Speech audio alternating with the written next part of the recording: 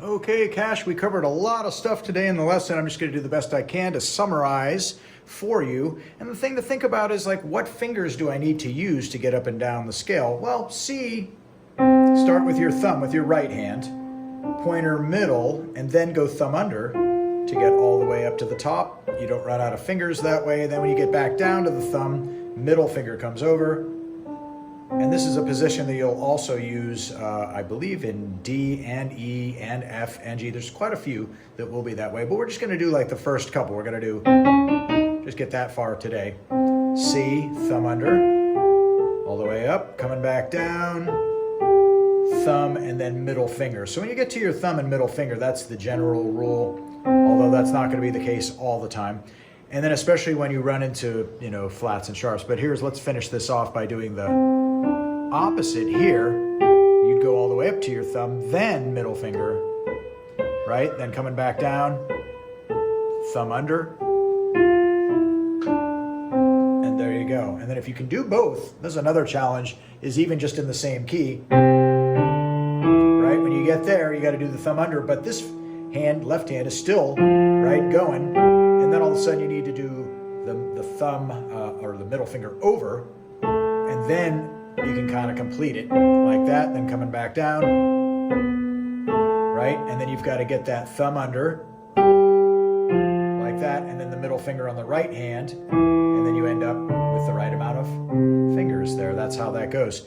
So then let's go to D flat. And the thing to do there is to think about the fact that you want to keep your thumb on the white keys as much as possible. So I'd use pointer, middle, and then I would use my thumb, and then I have these three fingers right here, right? And then I go thumb under, and then one more to the D flat, coming back down, D flat to C, all three fingers, B, A, and G flat, thumb, and then you go. So in a way, it's sort of like doing the C scale, but when you get up here, you don't want to use that thumb, you'd use the pointer.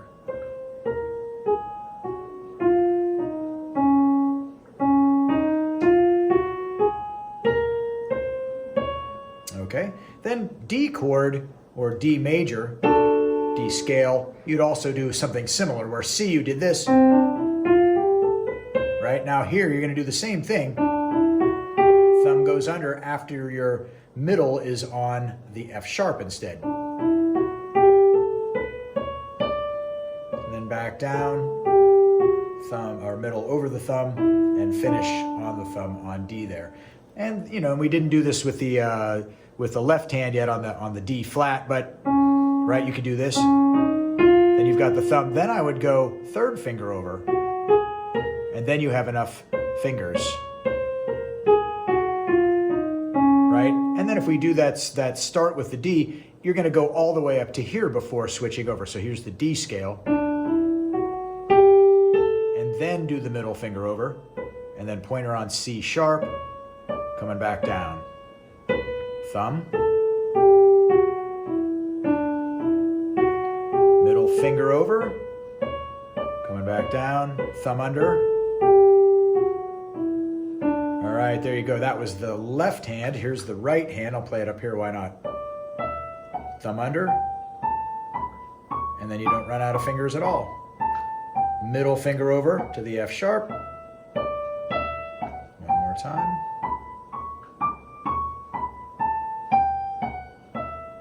All right, so there's that left, right with those first three of C, D flat, and D. Now we're going to do an E flat. And in that case, you've just got the one note, and then you're going over here. And the thing to notice is, with this one, those are going to be the two that get flatted, right? So you've got that. Then I would go thumb, pointer, and then I've got my middle and my ring free here.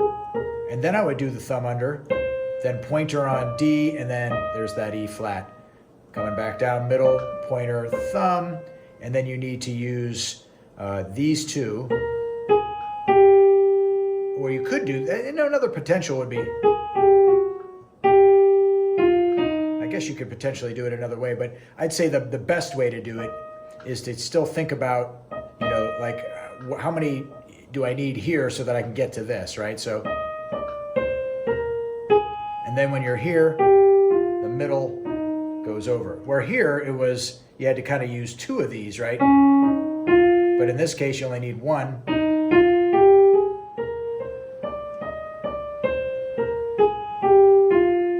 To go over. And then the same thing would apply here. You'd probably use these through three to do the beginning of it. And then I'd get these fingers, and then these, and then one more crossover, coming back down, thumb under,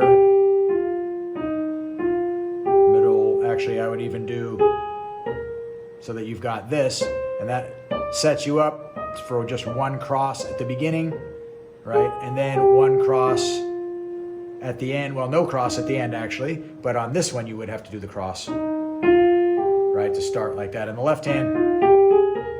And then you'd go all the way up here and then do the cross. So, you know, you'll start to notice those little patterns and certain things, like in the D scale. When we do that one, you're noticing that it's the C and the F that get sharp, but the E flat, it was the E flat and the B that get flattened. So, you know, things will change in terms of that. Now, let's talk a real quick. I know this video is getting long, but one real quick one is that if I do a G and then I go to C, sounds pretty good. But then if I throw an F in there, that really makes it sound good, doesn't it? And then, now when you're doing minors, that the major is the only step that you can take to make it a little stronger, going back to the main key of the song, is to throw in the seventh. And remember I said 5, 7 chords. Those are really what kind of create that tension, right? You got a lot of tension, and then release. Right? Now, if I were to do, like the example that we did, E minor goes to A minor. Sounds all right, right? It's not too bad. You can tell they're in the same key. However, it sounds better if I borrow from the major and then to A minor. Ooh, a little bit more strength, doesn't it?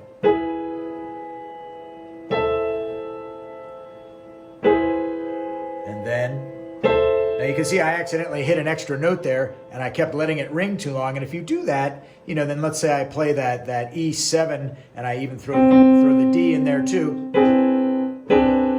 right? That sounds really, really, oh, so intense, and then kind of resolves, right? But if you're playing these, that's the most tension you can get, and then it resolves there. You could, again, normal E minor to A, okay. With the G sharp thrown in, a little more powerful, and then throw that seventh in there, really gives it that push to the A minor. Okay, there you go. Have fun with that.